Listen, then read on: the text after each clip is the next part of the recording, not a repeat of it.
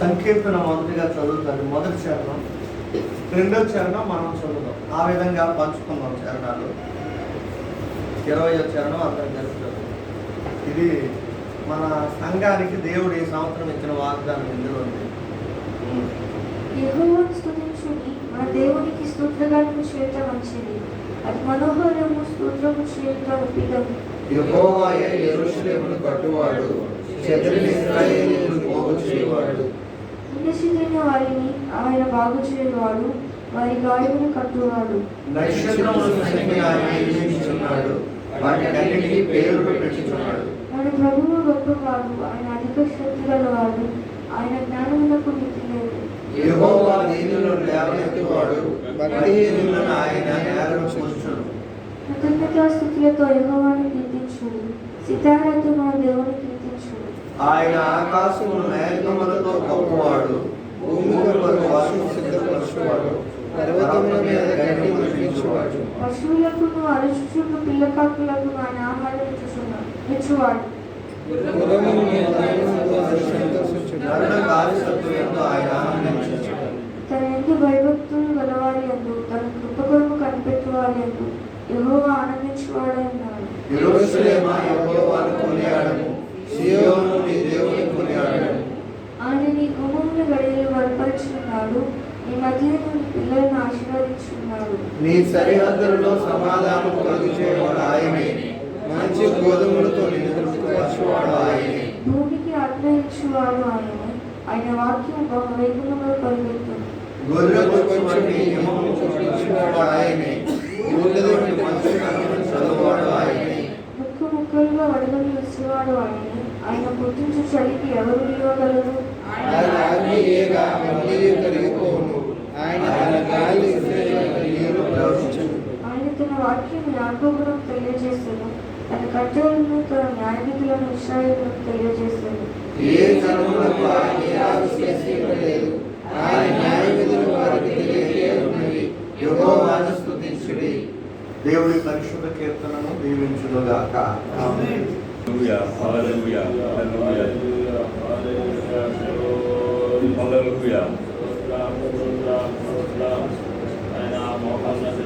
Hallelujah, hallelujah, hallelujah. స్తోత్రం స్తోత్రం స్తోత్రం స్తోత్రం. గొప్ప దేవుడా, శక్తివంతుడా, సర్వాధికారి, సర్వోన్నతుడానికి స్తోత్రం. హల్లెలూయా హల్లెలూయా హల్లెలూయా హల్లెలూయా హల్లెలూయా. దేవానికి స్తోత్రం స్తోత్రం స్తోత్రం స్తోత్రం స్తోత్రం స్తోత్రం.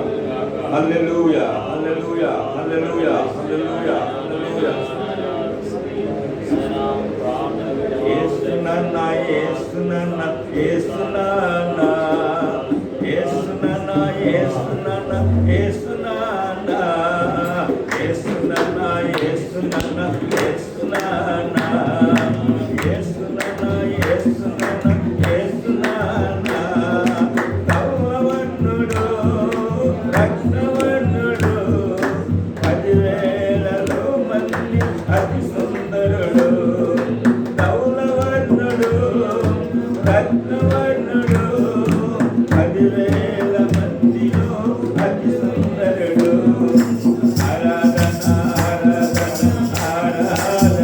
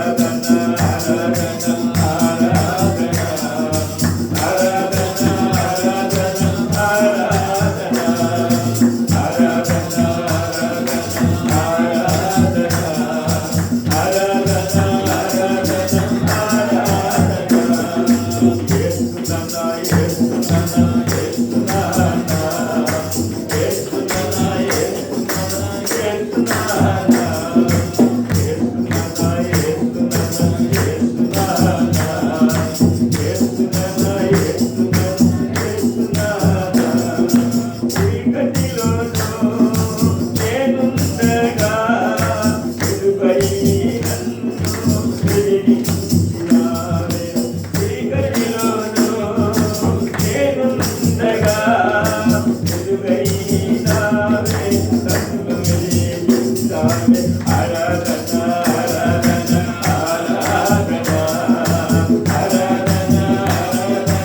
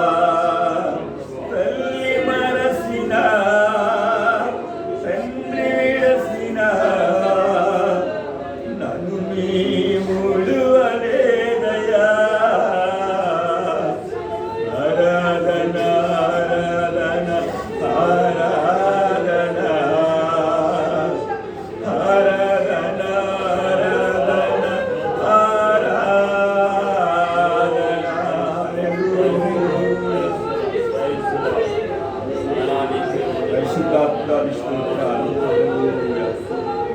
పనికిరైన మా జీవితాలని ప్రభా పరిమళ వాసనగా చేసిన పరిశుద్ధాత్మ దేవుడానికి స్తోత్రాలు.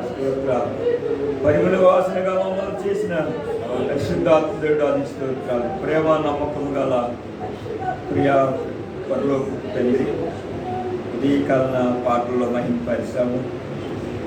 నిన్ను ఆరాధిస్తే, నిన్ను దేవా నిన్ను కొనియాడితే, మమ్మల్ని నిన్ను పూజిస్తే, నిన్ను కీర్తిస్తే మా జీవితాలు సాగినంత దేవుడు అయ్యా.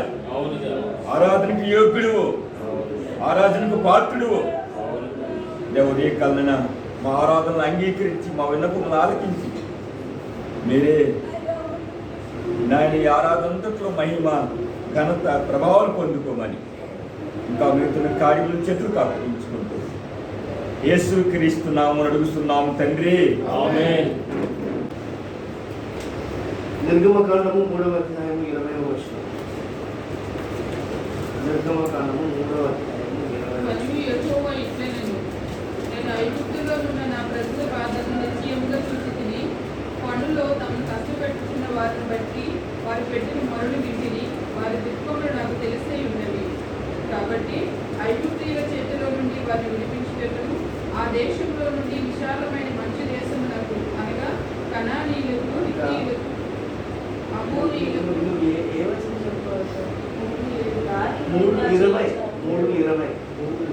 నా చెయ్యి చాపి ఐగుప్తు మధ్యమున నేను చేయదలిచిన నా అద్భుతములన్నిటినీ చూపి దాన్ని పాడు చేసేదను. అది తర్వాత కూడా మేము మాకు వేయదు. హల్లెలూయా. హల్లెలూయా. సార్ నేను చదువుతున్న జాగ్రత్తగా వినండి. నేను నా చెయ్యి చాపి ఐగుప్తు మధ్యమున నేను చేయదలచి ఉన్న నా అద్భుతములన్నిటినీ చూపి దాన్ని పాడు చేసేదను. అటు తరువాత అతడు పంపివేయను. చిన్న ప్రార్థన చేసుకుందాం. పరిశుద్ధాత్మ దేవాలయం పొందడం ఈ సమయంలో ఈ యొక్క విషయాన్ని బట్టి, ఈ యొక్క అంశాన్ని బట్టి మేము ధ్యానం చేయబోతుండగా మాట్లాడండి. మా హృదయాలను మీరు తెరవండి, దీవించి ఆశీర్వదించమని, వాడుకోమని, ఫలింపజేయమని యేసు నామమున అడుగుతున్నాము తండ్రి, ఆమేన్. ఈరోజు నేను చెప్పాలనుకుంటున్న అంశం ఏంటంటే అద్భుతములు. చెప్పండి, అద్భుతాలు. మీరు అద్భుతాలు నమ్ముతారా? నమ్ముతారండి? అద్భుతాలు జరుగుతాయన్న విషయాన్ని మీరు నమ్ముతారా? అసలు అద్భుతం అంటే ఏంటి? కొంతమంది పనులు కూడా అద్భుతం అంటారు, అద్భుతం అంటారు. అద్భుతం అంటే అసలు అర్థం ఏంటి? అద్భుతం అంటే ఏంటి? మీరేమన్నారు?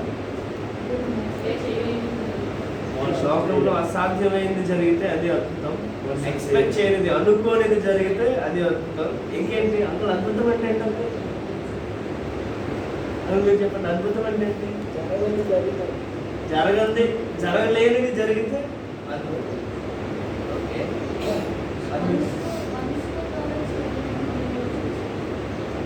మనుషుల ద్వారా జరగలేనిది దేవుడు చేస్తే అది అద్భుతం. ఓకే, ఇక్కడ మనం చదివాం కదా, ఇది బెస్ట్ ఉదాహరణ అనుకోవచ్చు, బెస్ట్ మీనింగ్ అనుకోవచ్చు. ఏంటంటే ఇక్కడ స్వయంగా దేవుడే చెప్తున్నాడు, నేను నా చెయ్యి చాపి ఐగుప్తు మధ్యమున నేను చేయదలచిన నా అద్భుతములన్నిటినీ చూపి దాన్ని పాడు చేసేదను. అటు తరువాత అతడు మేము పంపివేయును. మొట్టమొదటిగా ఇందులో మనం గ్రహించవలసిన విషయం ఏంటంటే, ఇశ్రాయేలీయులు ఐగుప్తు నుండి బయటికి వస్తారు అన్న ఒక మాటే అద్భుతం. అవునా కాదా? మన కింద సంవత్సరాల తరబడి పనులు చేస్తూ బానిసలుగా బ్రతుకుతున్న వారు ఒక్కసారి వెళ్ళిపోతారంటే మనం ఒప్పుకుంటామా? ఇప్పుడు అక్కడ ఫరో రాజులు, చక్రవర్తులు ఆ విషయం పక్కన పెట్టాం, స్వయంగా నువ్వు నేను ఆ విషయాన్ని ఒప్పుకుంటావా? ఇప్పుడైతే మన దగ్గర బానిసలని, పని మనుషులని అప్పుడు లేరు. తరాల తరబడి బానిసల్లాగా వాళ్ళ రక్తాలు కాచి మనకు పని చేసినప్పుడు వాళ్ళు ఒక్కసారిగా మేము వెళ్ళిపోతాం, మా దేశం ఇది కాదు, మా రాజ్యం ఇది కాదు, ఇది మా ఇల్లు కాదు అని చెప్పంటే ఒప్పుకుంటామంటే ఎవరైనా ఒప్పుకోం కదా. వాళ్ళు బయటికి రావడమే ఒక అద్భుతం.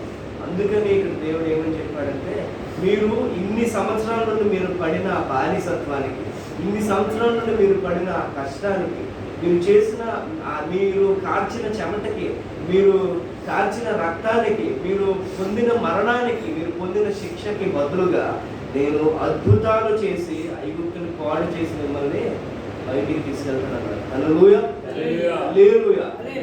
ఇది నిజముగా అద్భుతం. బైబిల్లో ఎన్నో అద్భుతాలు ఉన్నాయి, అన్నిటిని మించిన అద్భుతం ఇది. ఇంకా చాలా పెద్ద పెద్ద అద్భుతాలు ఉన్నాయండి. కానీ ఇశ్రాయేలీయులు ఐగుప్తు నుండి బయటికి రావడం అన్నది గొప్ప అద్భుతం. నార్మల్గా రావడం అనేది కాదు, అందులో ఇంకా కొన్ని అద్భుతాలు చేసి మరి దేవుడు వారిని బయటికి తీసుకొస్తున్నారు. అంత గొప్ప దేవుడు, అద్భుతాలు చేసే దేవుడు మన దేవుడు. హల్లెలూయా, హల్లెలూయా. మరో మాట చదువుతామండి. మొదటి రాజులు 18వ అధ్యాయం 37 నుండి 39 వరకు. మొదటి రాజులు 18వ అధ్యాయం 37 నుండి 39 వరకు.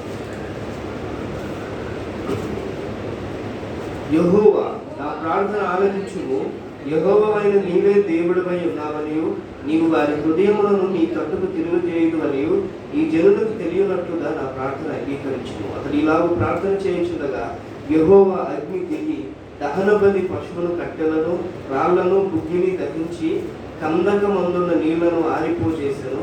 అంతటి జనులందరూ దాన్ని చూచి సాగిలపడి యెహోవాయే దేవుడు, యెహోవాయే దేవుడు అని కేకలు వేశారు. హల్లెలూయా, హల్లెలూయా. ఇక్కడ మరో అద్భుతం జరిగింది. చదవకుండా చెప్పండి, ఎవరు చేశారు ఈ అద్భుతం? ఎవరు చేశారు ఈ అద్భుతం? దేవుడు, దేవుడు. అందులో చదవడానికి ఆలోచించడానికి ఏముందండి? ఎవరు చేశారు ఈ అద్భుతం? దేవుడే చేశాడు. ఎవరి ద్వారా చేశారు?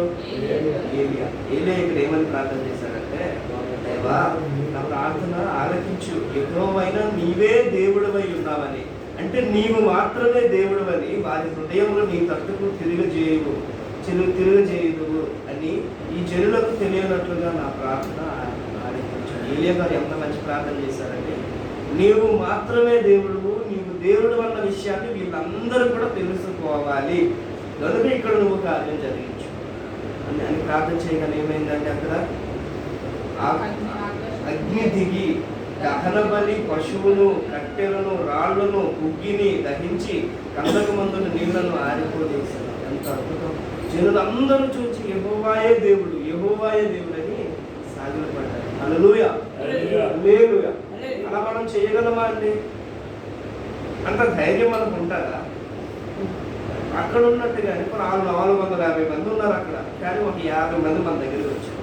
50 మంది మన దగ్గరికి వచ్చి, ఇక్కడ నేను ఇలా ప్రసంగం చెప్తున్నాను, 50 మంది ఇలా వచ్చి ఈ దేవుడు గొప్ప, నా దేవుడు గొప్ప తెలుసు, ఏదో ఒకటి మొత్తానికి ఏదో నన్ను బెదిరించి ఏదో ఒకటి చేసి ఇక్కడ ఒకటి పెట్టి, ఇదిగో మేము ఆరాధన చేస్తాం, నువ్వు ఆరాధన చేస్తావు, ఇదిగో ఇది బలి పశువు, దీని కింద కట్టెలు ఉన్నాయి, దాని కింద ఏదేదో మొత్తం అన్నీ ఉన్నాయి, ఇదంతా ఒక 1000 అందులో తగ్గేసి అలా పెడితే మనం ధైర్యం సరిపోతాం. మన ఎదురుగా ఒక్కరున్నా మనకు ధైర్యం చాలు. అద్భుతం జరగాలి కదా, అద్భుతం జరగాలి. ఇంత ధైర్యం మనకు రోషం అయితే ఉండొచ్చు, అప్పుడు ఎవరైనా చేస్తారు ప్రార్థన చేస్తారు మొదటి నుంచి, కానీ ధైర్యం అయితే మనకి చాలా. ఏరియా ఎంత రోషం గలవాడంటే 450 మంది ప్రవక్తలకి వ్యతిరేకముగా ఉన్నప్పటికీ కూడా సజీవుడైన దేవుడిని ప్రార్థించాడు. దేవుడు అగ్నిని రప్పించి ఆ బలిని స్వీకరించాడు. హల్లెలూయా. దేవుని ఎదుట అందరూ ఏమన్నారంటే, యెహోవాయే దేవుడు, యెహోవాయే దేవుడు అని మాట చెప్పారు. మరొక ఇంకో అర్థాన్ని చూద్దాం. అద్భుతం అంటే ఎగ్జాంపుల్ కాదు, నార్మల్ అర్థం ఏంటో చూద్దాం. మత్తయి సువార్త 24:26 చెప్పండి ఎవరైనా. మత్తయి సువార్త 24:24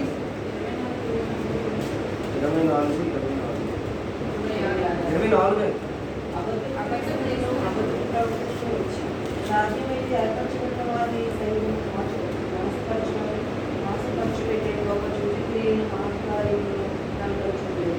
ఇక్కడ మరొకరు కూడా అద్భుతాలు చేస్తారంటండి.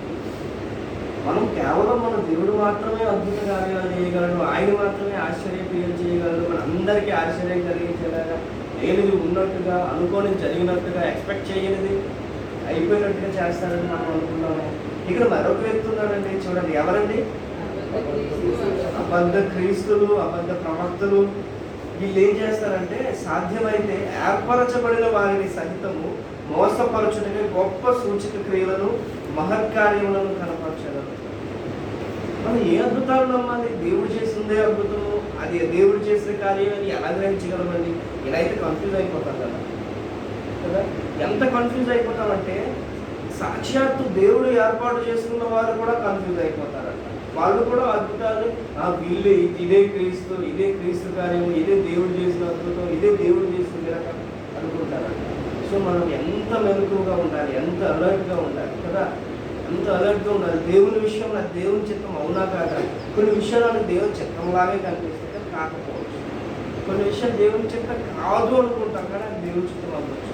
కనుక మనం ఎంత మెలకుగా ఉండాలి, ఎంత ప్రార్థన చేయాలంటే దేవుడు అక్కడ జరుగుతున్న కార్యం నీ చిత్తమైనది కాదు, అది నీ నుండి వచ్చినదా లేదంటే అబద్ధ క్రీస్తుల వల్లే అబద్ధ ప్రవక్తల వల్లే అవి జరుగుతున్నాయా అనే విషయాన్ని మనము గుర్తుపెట్టుకోవాలి. మనసులో ఎప్పుడు మన మనసులో ఈ విషయాన్ని మాత్రం మనం గుర్తుపెట్టుకున్నామండి. ఎందుకంటే అనవసరంగా మోసపోతాం కదా. ఎన్నో మంది ఎన్నెన్నో ప్రసంగాలు చేస్తారు, అందరూ ప్రసంగాలు చేస్తారు. దేవుడు నోరు అందరికీ ఇచ్చారు, అందరూ ఎదురీగా గొడవ పడతారో అందరూ ప్రసంగాలు కూడా చేస్తారు. అందులో ఏ ప్రసంగం నిజమైనది, వాక్యానుసారంగా ఉన్నదా లేదా? ఇప్పుడు నేను ఇన్ని ప్రసంగాలు చెప్తున్నాను ఈ 90 డేస్లో, అందులో ఎన్ని తప్పులు ఉంటాయి?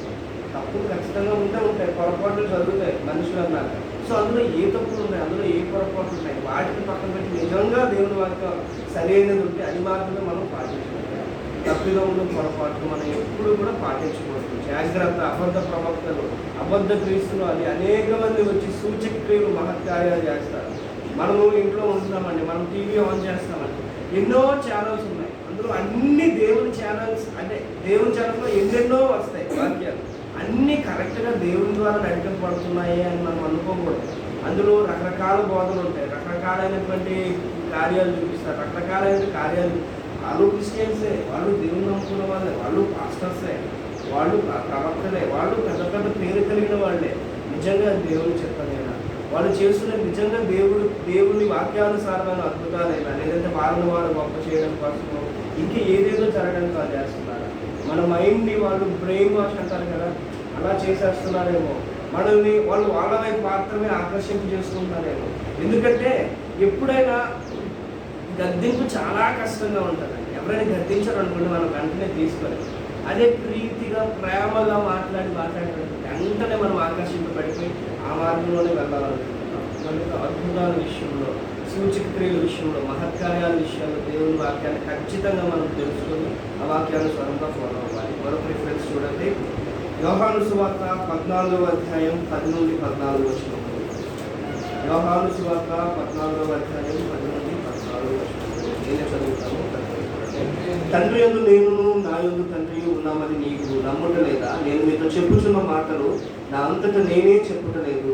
తండ్రి నా యందు నివసించుచు తన క్రియలు చేయుచున్నాడు. తండ్రి యందు నేను నా యందు తండ్రి ఉన్నామని నమ్ముడి, లేదా ఈ క్రియల నిమిత్తమైనను నన్ను నమ్ముడి. నేను తండ్రి యొద్దకు వెళ్ళుచున్నాను కనుక నేను చేయ క్రియలు నా యందు విశ్వాసం ఉంచు వాడును చేయును. వాటికంటే మరి గొప్పవి అతడు చేయనని మీకు నిశ్చయంగా చెప్పుచున్నాను. మీరు నా నామమున దేవుని అడుగుదురు, తండ్రి కుమారుని యందు మహిమపరచబడుటకై దానిని చేతును. నా నామమున మీరు నన్నేమి అడిగినను నేను చేతును. ఓకే, ఇక్కడ మనకు ఒక చిన్న సీక్రెట్ యేసుక్రీస్తు ప్రభువు చెప్పారండి. ఏంటంటే, మీరు నా నామమున ఏది అడుగుతారో అది తండ్రి కుమారుని యందు మహిమపరచబడుటకై దానిని చేతును. అంటే దేవునికి మహిమపరచబడే కార్యం మాత్రమే అద్భుతం.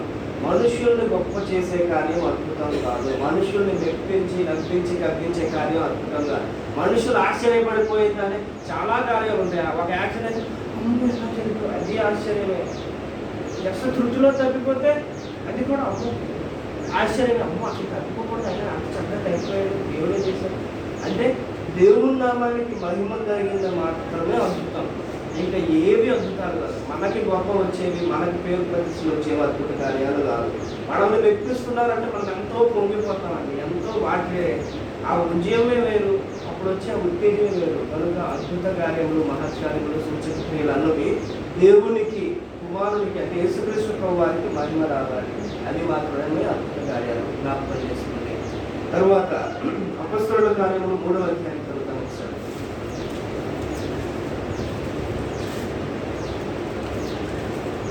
అపొస్తలుల కార్యములు 3వ అధ్యాయము. ఈ 3వ అధ్యాయంలో మనం ఒక వ్యక్తిని చూడొచ్చండి. శృంగారముల దేవాలయం దగ్గర ఎన్నో వచనం అంటే ఓకే 3వ వచనం నుండి చదువుతున్నాం.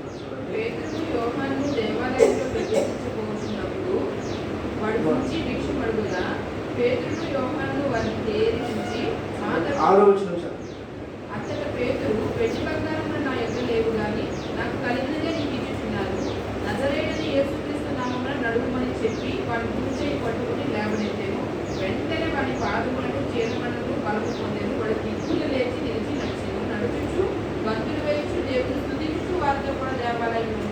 హల్లెలూయా. హల్లెలూయా. అద్భుతమైన దేవుని చిత్తానుసారమైన అద్భుతమైన దేవునికి మహిమ వచ్చే అద్భుతమైన దేవునికి మహిమ కలిగింది అద్భుతం ద్వారా అంటే ఏంటవుతుందంటే నడుచుచు గంతులు వేయించు దేవుని స్తుతించుచు వారితో కూడా దేవాలయంలో వెళ్ళడం. మన ద్వారా దేవుడు ఏదైనా అద్భుత కార్యం జరిగిస్తే కేవలం ప్రవక్తల ద్వారానే దేవుని సేవకుల ద్వారా మాత్రమే కాదు, విశ్వాసమైన మన అందరి ద్వారా కూడా ఆయన అద్భుత కార్యాలు జరిగించగలడు. నిజమేనండి, మన ద్వారా ఆయన అద్భుత కార్యాలు జరిగించగలడు. మనం ప్రార్థన చేస్తే ఆయన అద్భుత కార్యాలు జరిగించగలడు. అలాగే నేనే గొప్ప, నేను ప్రార్థన చేస్తే జరిగితే ఇక పాస్టర్ ఎందుకు, ప్రవక్తలు ఎందుకు, ఈ వాక్యం ఎందుకు అనుకోకూడదు. సో ఇక్కడ మనము ఒక మిక్షనాన్ని చూడవచ్చు. అతను పుట్టినప్పటి నుండి కూడా కుంటివాడు, నడవలేడు. అలాంటిది పేతురు యోహాను వచ్చినప్పుడు వీళ్ళు ఏదో ఇస్తారేమో అని ఆశపడ్డాడు. కానీ అక్కడ పేతురు యోహాను ఏమన్నారు, మా దగ్గర వెండి బంగారాలు లేవు కానీ మా దగ్గర ఉన్నదే నీకు ఇస్తున్నాను అని, నజరేయుడైన యేసు నామములో నువ్వు లేవు అని అన్నప్పుడు దేవుని నామానికి మహిమ కలిగింది. అతను కూడా లోపలికి వెళ్ళాడు. ఇది మరొక అద్భుతం. చివరిగా ఇంకొక అద్భుతాన్ని చూసి మనం చేసుకున్నామండి. మత్తయి సువార్త 9వ అధ్యాయం 23 నుండి 26 వరకు. అసలు యేసు అధికారి ఇంటికి వచ్చి పిల్లల గోగులు వాయించు వారిని గుళ్ళు చేయించున్నది జన సమూహంలో చూసి స్థలమేయుడు ఇచ్చినది నిద్రించున్నదే కానీ చనిపోలేదని వారితో చెప్పగా వారు ఆయన అభ్యర్థించింది. జనసమూహం పంపివేసి ఆయన లోపలికి వెళ్ళి ఆమె చేయి పట్టుకొని కానీ ఆమె లేచింది. ఈ సమాచారం అది అందించను దాపించిన యేసు అక్కడి నుండి వెళ్ళుచుండగా ఇద్దరు ఇంకా మిగిలినవన్నీ కూడా యేసుక్రీస్తు ప్రభువారు చేసిన ఎన్నో అద్భుత కార్యాలు మనము చూడవచ్చు. సో ఓవరాల్గా ఇక్కడ కూడా ఒక చిన్నదానిని యేసుక్రీస్తు ప్రభువారు చనిపోయిన దానిని ప్రతిపించారు. సో నిజంగా మనం ఇప్పుడు చెప్పగలం ధైర్యంగా అద్భుత కార్యాలు ఉన్నాయా, అలా జరుగుతున్నాయా? మన ద్వారా కూడా దేవుడు చేయగలడు. ఏలీ ద్వారా చేసిన దేవుడు, పేతురు యోహాను ద్వారా చేసిన దేవుడు, సాక్షాత్ యేసుక్రీస్తు ప్రభువారు చేసిన దేవుడు మన ద్వారా కూడా ఆయన అద్భుత కార్యాలు చేయగలరు. మన జీవితంలో కార్యాలు జరగట్లేదంటే మనం భయపడిపోవాల్సిన అవసరం లేదు. ఆయన అద్భుత కార్యాలు ఏదో ఒకటి ఖచ్చితంగా చేస్తాడు. ఆ కార్యాల కోసం వెయిట్ చేద్దాం. దేవుడి వాటిని నేర్చుకుంటాం. ప్రార్థన చేస్తున్నామని గట్టిగా ఒకసారి హల్లెలూయా చెప్పండి. రెండు చేతులు పైకి చెప్పండి. అసలు చేతులే అతను రెండు చేతులు హల్లెలూయా. నెంబర్ 1, ఐగుప్తు నుండి బయటికి రావడమే మహా అద్భుతం. ఐగుప్తు అనగా ఈ లోకం, ఈ లోకంలో నుండి, పాపములో నుండి దేవుడు మనల్ని బయటికి, అదే మహా అద్భుతం. దేవుడు నీ జీవితంలో చేసిన అద్భుత కార్యం చెప్పండి అని ఎవరైనా అంటే, పాపినైనా నన్ను రక్షించి పరిశుద్ధుడిగా మార్చాడండి, నేను రక్షణ పొందాను. దానికి మించిన అద్భుతం ఏంటి అని చెప్పాలి. రెండవ అద్భుతం ఏంటి? వారి హృదయాలు నీ తట్టు తిప్పేటట్లు ఈ కార్యం చేయలేనా అంటే అప్పుడు ఆకాశం నుండి అగ్ని దిగింది. ఆకాశం నుండి అగ్ని దిగడం ఎంత గొప్ప, ప్రజల హృదయాలు దేవుని వైపు తిప్పడం అంత గొప్ప. హల్లెలూయా. మూడవది ఏంటి?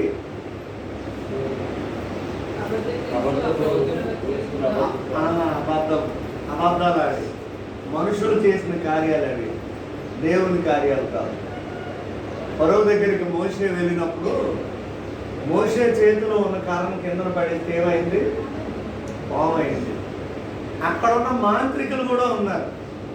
అప్పుడు ఫరో అంటాడు, మీరు మీ మంత్రశక్తులతో చేయండి అంటే వాళ్ళు కర్రలు తెచ్చి చేసేసరికి పాములు అయిపోయాయి. మరి ఇంకేముంది? అప్పుడు మోషే పాము వెళ్ళి మిగతా పాములన్నీ మింగేసింది. అది దేవుని కార్యం, మనుషుల కార్యం అనుకున్నాం. నాలుగవది ఏంటి విన్నాము?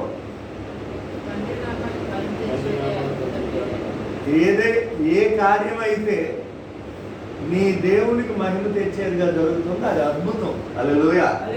నిన్ను బట్టి ఎవరైనా దేవుణ్ణి మహిమపరిచారనుకోండి, ఫలానా వ్యక్తిని చూసి నేను ప్రభువుని నమ్ముకున్నానండి, అద్భుతమే. నీ ద్వారా దేవునికి మహిమ వచ్చే కార్యం, ఏ కార్యం జరిగినా అది అద్భుతమే. ఐదవది ఏంటి చూసాం? పుట్టినది మొదలుకొని భిక్షుకుడు. పేతురు యోహానులు ఏమన్నారో తెలుసా? మా తట్టు అది చూడు, ఆ చూపులు మారిపోవాలి. వాడి దృష్టి అంతవరకు లోకం మీదే ఉంది, డబ్బు మీదే ఉంది, తన పుట్టిన కుంటివాడుననే ఉంది. అలాంటి దృష్టిని మార్చారండి. నువ్వు ఇక అటు చూడక నాయన మా వైపు అంటే మాలో ఉన్న క్రీస్తు వైపు చూడు. అదే ముందు అద్భుతం. హల్లెలూయా. హల్లెలూయా. క్రీస్తు వైపు చూస్తే చాలండి, కార్యం జరిగిపోతుంది. మోషే గారు లక్షల మందిని నడిపించినప్పుడు జనాలందరూ సనుక్కుంటుంటే దేవుని కోపం వచ్చి సర్పములు పంపాడు. వాటి కాటుకు చచ్చిపోయారు. అప్పుడు కొంతమంది మొరపెడితే అప్పుడు మోషే ప్రార్థన చేస్తే ఇత్తడి సర్పం ఒకటి చేయించు, దాన్ని ఎవరైతే నిదానికి చూస్తారో వారు బ్రతుకుతారు. ఇప్పుడు వీళ్ళ చూపులు ఎటువైపు తాపకరమైన సర్పములు కాటు తినిన వీళ్ళు ఇత్తడి సర్పం మీద ఆ చూపులు మారి కనుకోవాలంతా బ్రతికిస్తారు. హల్లెలూయా. అది అద్భుతం. చివరికి ఇంకేమన్నా యాయేరు కుమార్తె, అక్కడ అద్భుతం ఏంటో తెలుసా? చనిపోయింది ఆయన రక్తం అద్భుతం. అది మెయిన్ కాదు, స్థలమీయుడి. అక్కడ ఆయనకి స్థలం ఇచ్చారు. స్థలం ఇవ్వడమే అద్భుతం. హల్లెలూయా. నీ హృదయం దేవునికి ఏ రోజు ఇస్తామో ఆ రోజు అద్భుతం జరిగిపోయాడు. ఇలా చాలా అద్భుతమైన మాటలు, అద్భుతాల గురించి అద్భుతంగా చెప్పిన అద్భుతమైన అభిషేకం బట్టి దేవునికి స్తోత్రం. హల్లెలూయా. ప్రార్థన చేసుకుందాం. పరిశుద్ధుడైన తండ్రి, మీకు వందనాలు. ఈ దినం నిజంగా అద్భుతమైన రోజు. ఇక్కడికి వచ్చిన మేమందరం అద్భుతమైన వాళ్ళం. ఎందుకంటే అద్భుతంగా పాటలు పాడాం, అద్భుతంగా ప్రార్థన చేసాం, అద్భుతంగా సేవకులు ఆరాధన నడిపించారు. ఇదిగో అద్భుతమైన లీడింగ్ జరుగుతుంది. అద్భుతంగా నీ కుమారుడు మంచి పరిచర్య చేశారు. వాటిని ఈరోజు పరిచర్య చేసిన అద్భుతంగా నీ కొరకు సాక్షులుగా బ్రతుకుతున్న బిడ్డలందరినీ దీవించు. నీ ఆశీర్వాదాలతో ఈ దినం ఒక నూతన దయాకిరీటం పొందిన దృష్టిలను సుస్మితను జ్ఞాపకం చేసి వారి జీవితంలో నూతన మార్గాలు తిరుగు మీ కొరకు సాక్షులుగా వారిని వాడు. ఈ నూతన దయాకిరీటంతో నిన్ను మహిమ పరిచయం. ఈ అద్భుతమైన దినము నుండి వారి బ్రతుకులు అన్ని అద్భుతాలు జరిగినట్లు సహాయం చేయండి. ఈ దినమంతా అద్భుతంగా గడిపినట్లు సహాయం చేయండి. ఈరోజు సాయంకాలం కూడిక నిదాతులు ఎలీషా గారితో అద్భుతంగా జరిగిస్తున్నందుకు కృతజ్ఞతలు. మీరే మహిమ క్రీస్తు యేసు పరిశుద్ధ నామంలో ఈ ప్రార్థన మీకు అప్పగిస్తున్నాం తండ్రి. తండ్రి అయిన దేవుడి ప్రేమ, కుమారుడైన యేసు క్రీస్తుతో పాటు పరిశుద్ధాత్మ అన్యోన్య సహవాసం సన్నిధి కూడి ఉన్న మనకు సర్వలో పరిశుద్ధులకు సదాకాలము తోడై ఉండి నడిపించుగాక. యేసు రక్తమే జయం. ప్రభు యేసు రక్తమే జయం. ప్రభు యేసు నామమున సంపూర్ణ విజయం కలుగును గాక. అలాగే